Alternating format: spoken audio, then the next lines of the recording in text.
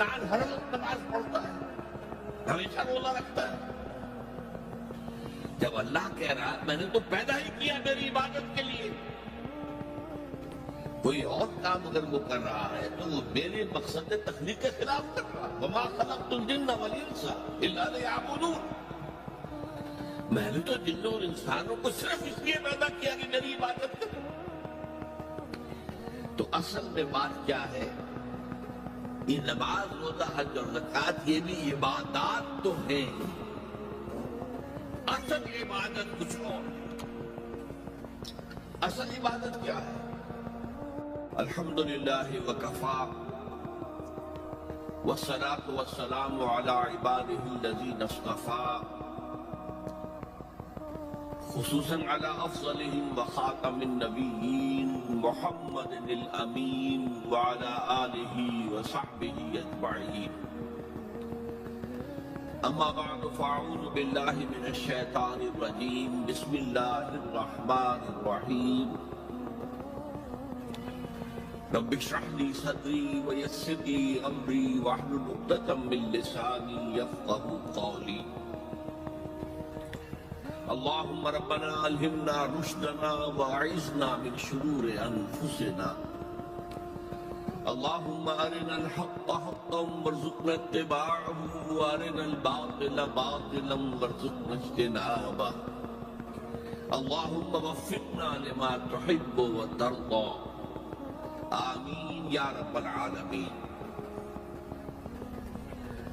معزز حاضرین اور محترم خواتین، السلام علیکم ورحمۃ اللہ وبرکاتہ۔ آپ کے علم میں ہے کہ میرا آج کی گفتگو کا عنوان ہے کلمہ طیبہ، اور اس کے حوالے سے یا اس کی روشنی میں ہمارے دینی فرائض۔ بچپن میں مجھے امید ہے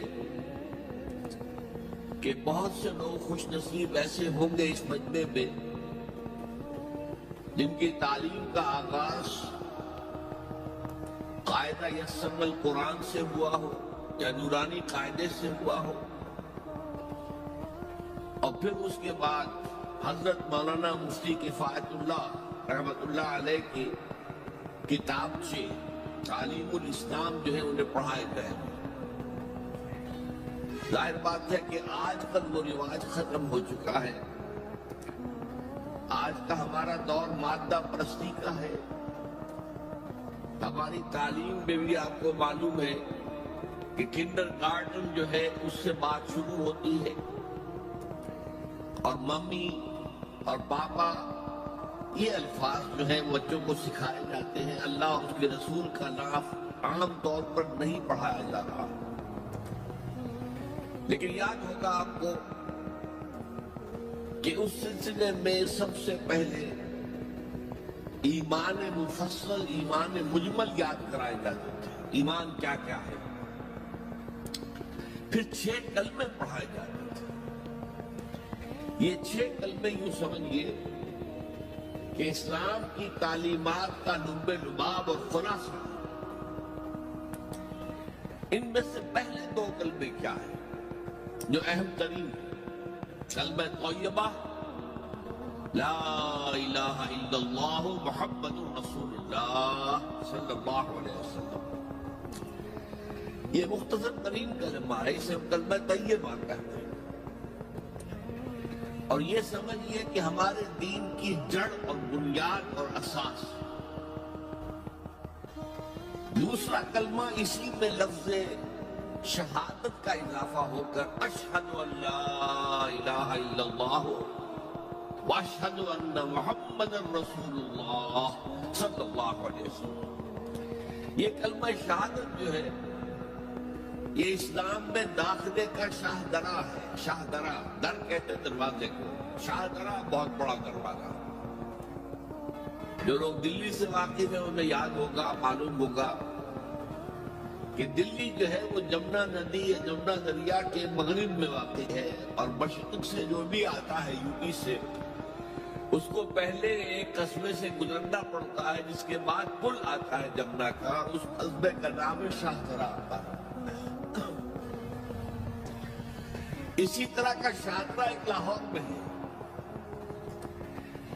لاہور جو ہے وہ راوی کے جنوب مشرقی کنارے پر ہے، آباد ہے شہر. اب جو بھی پشاور سے، سرحد سے، اسلام آباد سے، پورے پنجاب سے لوگ آتے ہیں تو انہیں لاہور میں داخل ہونے کے لیے دریائے راوی کراس کرنا ہوتا ہے. لہذا وہاں بھی ایک قصبہ ہے جس کا نام شاہدرہ ہے. شاہدرہ یہ بڑا در ہے کہ جس سے داخل ہو کر آپ دلی میں یا لاہور میں داخل ہو گئے. اسی طرح میں نے عرض کیا کہ اسلام میں داخلے کے لیے شاہدرہ جو ہے وہ ہے اشہد ان لا الہ الا اللہ واشہد ان محمد رسول اللہ صلی اللہ علیہ وسلم. آج میں انہی دو کے حوالے سے آپ کے سامنے کچھ باتیں رکھ رہا ہوں.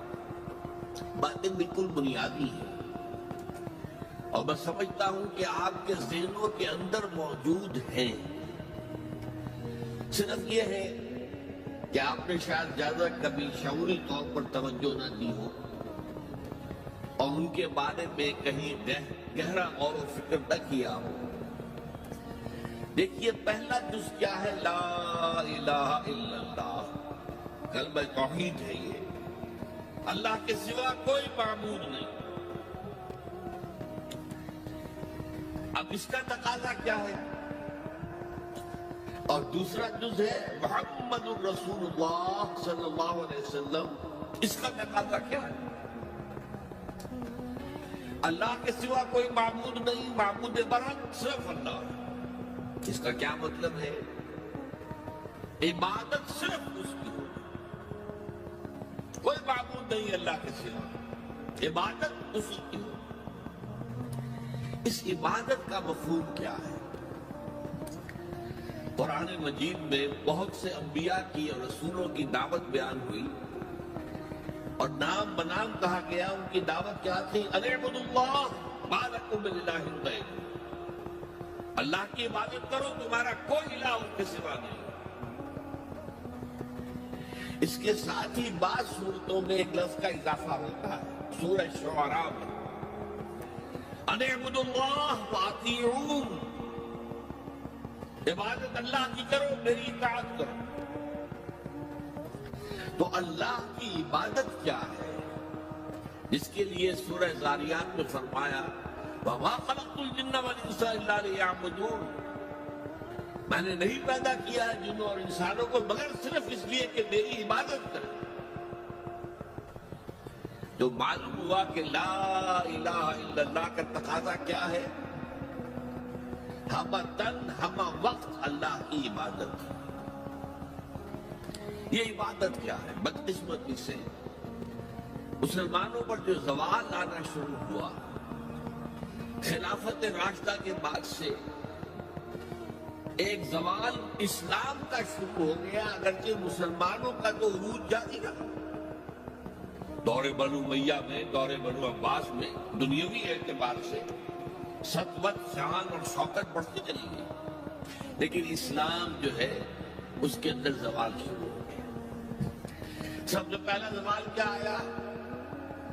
وہ خلافت کہ جو مسلمانوں کو اپنے میں سے کسی بہترین شخص کا انتخاب کر کے جس کا تعین ہونا چاہیے تھا، وہ خلافت موروثی عہدہ بن گئی، خاندانی بات بن گئی، قبائلی بات بن گئی. یہ ہمارے زوال کا پہلا مظہر تھا.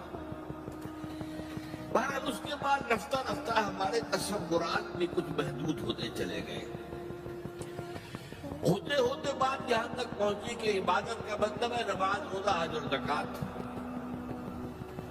اب پہلی بات تو یہ سوچئے، کیا انسان ہر وقت نماز پڑھتا ہے؟ ہمیشہ روزہ رکھتا ہے؟ جب اللہ کہہ رہا ہے میں نے تو پیدا ہی کیا میری عبادت کے لیے، کوئی اور کام اگر وہ کر رہا ہے تو وہ میرے مقصد تخلیق کے خلاف کر رہا ہے. وَمَا خَلَقْتُ الْجِنَّ وَالْإِنسَ إِلَّا لِيَعْبُدُونَ، میں نے تو جنوں اور انسانوں کو صرف اس لیے پیدا کیا کہ میری عبادت کرے. تو اصل میں بات کیا ہے؟ یہ نماز، روزہ، حج اور زکوٰۃ یہ بھی عبادات تو ہیں، اصل عبادت کچھ اور ہے۔ اصل عبادت کیا ہے؟ عبد کہتے ہیں غلام کو۔ غلام پچھلے زمانے کا تصور کیجیے،